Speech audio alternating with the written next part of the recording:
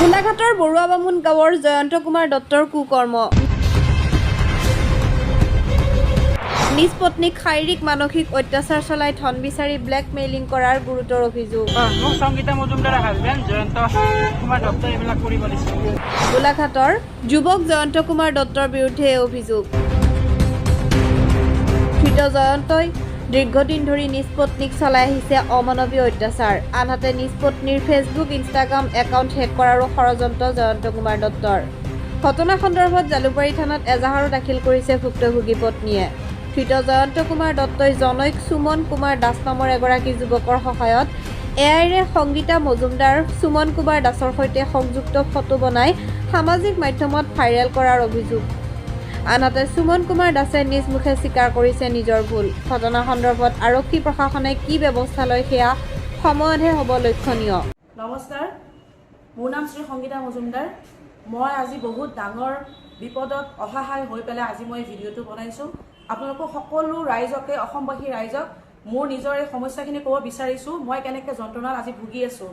মোৰ নিজৰ হাজবেণ্ড, মোৰ স্বামী গোলাঘাটৰ নিবাসী শ্ৰী জয়ন্ত কুমাৰ দত্ত, তেওঁৰ লগত মই বিবাহ হৈছিলোঁ আৰু আজি বহুদিন ধৰি তেওঁৰ লগত আজি মই প্ৰায় আজি 12 বছৰ 13 বছৰ টৰ্চাৰ সহ্য কৰি মানসিকভাৱে শাৰীৰিকভাৱে মই নিৰ্যাতন সহ্য কৰি তেওঁৰ লগত আছোঁ, তেনেকৈ আছোঁ।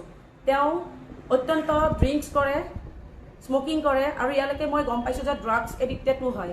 আৰু সেইখিনি কৰি পেলাই তেওঁ মোক ইমানেই মাৰপিট, ইমানেই মোক কি কৰিছে, ঘূণীয়া কৰিছে মই ক'ব নোৱাৰোঁ। আৰু সেইখিনি কৰি লাষ্টত যেতিয়া মই অসহায় হৈ পৰিছোঁ, তাৰপিছত মোৰ ওপৰত মোৰ পইচা, মই নিজে এগৰাকী শিক্ষয়িত্ৰী হয়, গভৰ্ণমেণ্ট শিক্ষয়িত্ৰী, গতিকে মোৰ পইচাৰ ওপৰতো কৰিছে, মোৰ সম্পত্তি এইবিলাক সকলো লৈ পেলাই মোক বিভিন্ন ধৰণে মানসিক শাৰীৰিকভাৱে হেৰেছমেণ্ট কৰি মোক মাৰ পিট কৰি মোক কেইবাবাৰো মোক হস্পিটেলাইজ কৰিছে। কৰি অৱশেষত মই ইমান দিনে আজি মনে মনে আছিলোঁ, ভাবিছিলোঁ যে মই ইমানখিনিলৈকে আগ নাবাঢ়োঁ। তাৰপিছত মোৰ হাজবেণ্ডে মোৰ নিজৰ ছ'চিয়েল একাউণ্ট আজি বহু বছৰৰ পৰা হেক কৰি নিজে চলাই আছে। মোৰ জিমেইল, মোৰ ফেচবুক, মোৰ ইনষ্টাগ্ৰাম, মোৰ সকলোখিনি তেওঁ হেক কৰি তেওঁ নিজৰ মতে চলাই আছে। আৰু এতিয়া মোক কোনোফালে একোফালে বলে নোৱাৰি, একোফালে একো কৰিব নোৱাৰি। মই এতিয়া চুপচাপ আছোঁ।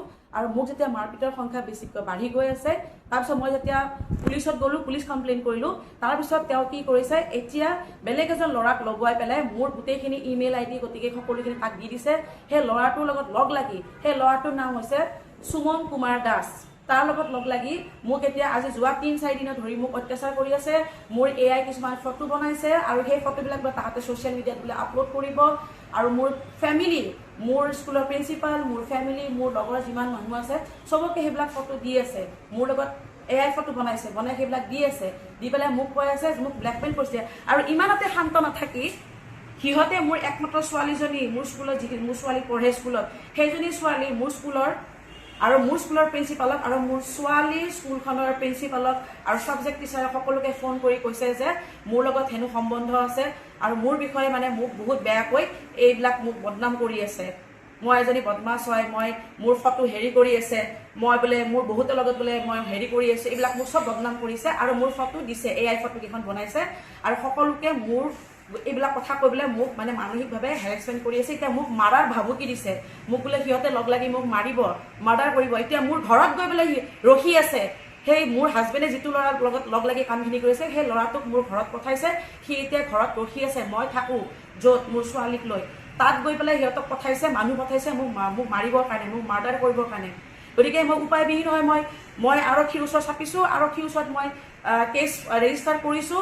তাৰপিছতো এই গোটেইখিনি কথা মই আপোনালোকৰ আগত জনাইছোঁ এই কাৰণে, কাৰণ মোৰ নিচিনা মানুহ এজনী, মোৰ যদি আজি কিবা হৈ যায়, ধৰক মই যদি আজি ছুইচাইড এটেম্প কৰিব লগা হয়, যদি মোৰ যদি কিবা হৈ যায় আৰু মোৰ ছোৱালীজনী যদি আজি কিবা হয়, তাৰ কাৰণে গোলাঘাট নিবাসী জয়ন্ত কুমাৰ দত্ত বৰ্তমান ফিন্দি যিটো আপোনাৰ ATMৰ সেয়া আছে, তাৰ তেখেতে চায়, তেওঁ RM হয়।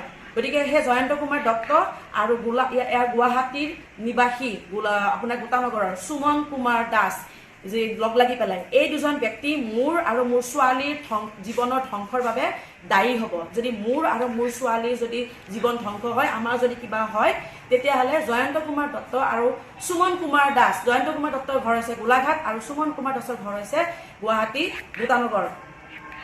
আৰু যোনজন কি হেকাৰ, যাৰ লগত লগ লাগি আজি মোক এইখিনি হেৰেছমেণ্ট কৰি আছে, গতিকে এইখিনি আপোনালোকক মই জনাই থৈ দিছোঁ।